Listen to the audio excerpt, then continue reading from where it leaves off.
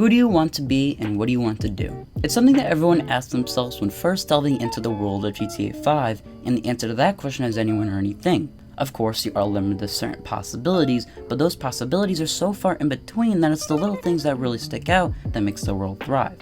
I'm not going to go off like I did in the last video about why this game is amazing. You would already know if you've seen part 1. This video you can expect an in-depth tutorial within Rockstar Editor and the features within its virtual walls that you can use to your advantage to move your project into new and higher boundaries. All the footage in the background has been recorded by me and my friend Daniel, who runs the channel Delta Studios, so go check him out. Like last video, each segment will be something different that can help you improve on your skills, and the times of what's to occur will be down in the description below. So, for those that have been waiting since part 1, let's finally delve into Rockstar Editor and what it has to offer. Rockstar Editor I always found to be a complicated process, so to start things off, when in game and you want to start filming, you press down on the D-pad and press X. A red circle above your map will appear, clarifying how much length of the clip you have. Don't worry though, once it fills up, it'll immediately begin recording after. A couple times depending on the scenario, another clip won't record, though this is usually due to you being in a fast-paced moment or situation where the game can't process everything. So if you're flying a plane or driving at high speeds, chances are it won't save after the first recording clip. Also, the clip will automatically stop recording if you die, but once you respawn, it'll continue. Once you're done recording the clip you want, you hold down on the D-pad and press X again, and depending on the length, you can have around 80 to 100 clips, and if you want to clear them out, you go to clip management and you have the option to press delete, along with other options to make things easier for you.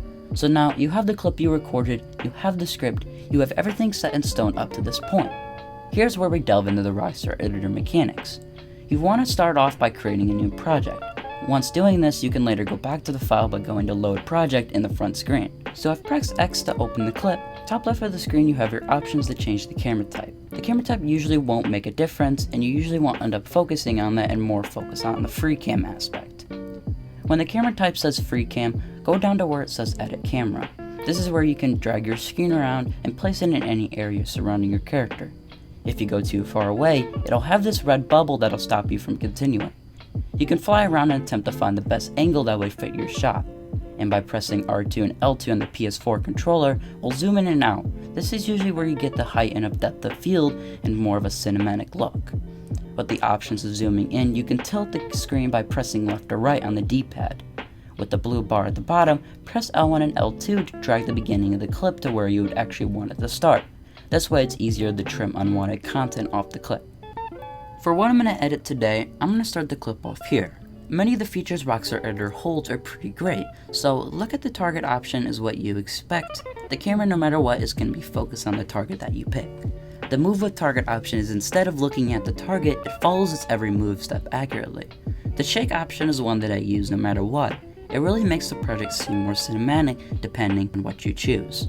You can increase and decrease the speed and intensity, which can help you find that middle spot that works best to your advantage. Another important option is the blend mode. This is so your camera can swerve around, and placing more markers by pressing X on the blue timeline, you'd be able to move the clip around and it would swerve from the cinematic of the first clip to the second clip. This is how people can make the first person film or something with more variety. Using smooth mode is by far the best option for on-foot cinematics, but for a moving vehicle, linear is a must. Once you want to transition to the next camera cut, turn off blending with the last marker, then place another one right after, and with R1 and L1, move it closest to the last marker as you can to the point where it's non-distinguishable. With the last marker I placed and moved, you can put it on the blending option. It's just with the last one it would speed up and force into the next clip, so that's why you have to turn it off for that. You'll continue the cycle over and over till the end of the clip. If this isn't the type of cinematic motion you want, feel free to experiment. When it cuts back at the end of a clip, that's usually because it needs another blending option to smooth or linear itself into. To get something that you would want to be shown earlier in the video, you have to have placed sometimes around 50 to 100 markers per clip. It takes a long time to get a perfected, smooth, and realistic animation like you would see. So now we're at the end, and I'm personally pretty happy with the outcome. I rewatched it a couple times and fixed up any annoying disturbances I might have had. So now we're ready to export, and to do that you have to exit the clip. Here you can add more clips or edit your videos with the options Rockstar Editor holds.